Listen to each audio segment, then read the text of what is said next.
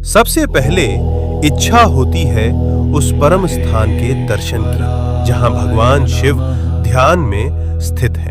कैलाश पर्वत उनका परम आसन। ये कोई साधारण पर्वत नहीं बल्कि भगवान शिव का साक्षात रूप है। इसके चरणों में है मानसरोवर, मीठे जल की पवित्रता, और राक्षस ताल, खारे जल की रहस्यपूर्ण गहराई।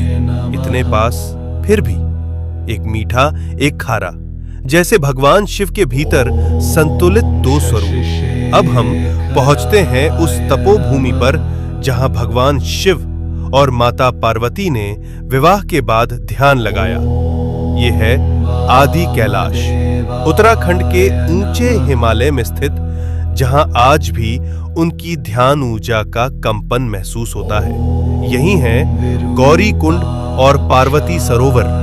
ये पर्वत नहीं, शिव पार्वती की जीवित उपस्थिति का केंद्र है, इसलिए कहलाता है छोटा कैलाश। और पास ही स्थित है ओम पर्वत, जहां बर्फ पर स्वतः उभरा ओम दिखाई देता है, जैसे शिव का मौन मंत्र इस भूमि में गूंज रहा हो अनंत काल से। अब हम बढ़ते हैं हिमाचल की उस रहस्यमयी चोटी की ओर जहां विराजमान है स्वयं भगवान शिव, जिसे कहा जाता है मणि महेश कैलाश। इस पर्वत की चोटी से दिखाई देती है एक दिव्य मणि। मान्यता है जब भगवान शिव प्रसन्न होते हैं तो ये मणि दिव्य तेज प्रकट करती है, जो भक्तों के जीवन में भर देती है एक दिव्य प्रकाश।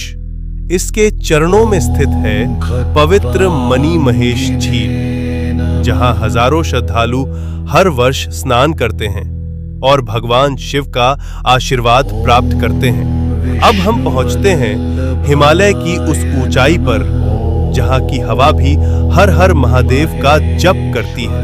यह है श्रीखंड महादेव। यहां स्थित है एक भव्य प्राकृतिक शिवलिंग। यहां तक पहुंचने का मार्ग अत्यंत कठिन, लेकिन कहा जाता है जिसे स्वयं भगवान शिव बुलाते हैं वही इस दिव्य शिखर तक पहुंच पाता है। श्रीखंड महादेव केवल एक शिवलिंग नहीं, ये है भगवान शिव का हिमालयी सिंहासन।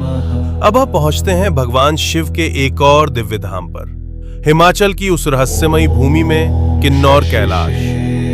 यहां स्थित है सदियों पुराना एक विशाल शिवलिंग, जो अपने आप में अपार ऊर्जा समेटे हुए। और कहा जाता है यात्रा के दौरान कई भक्तों को ब्रह्म कमल के दर्शन भी हुए हैं। ओम नमः शिवाय।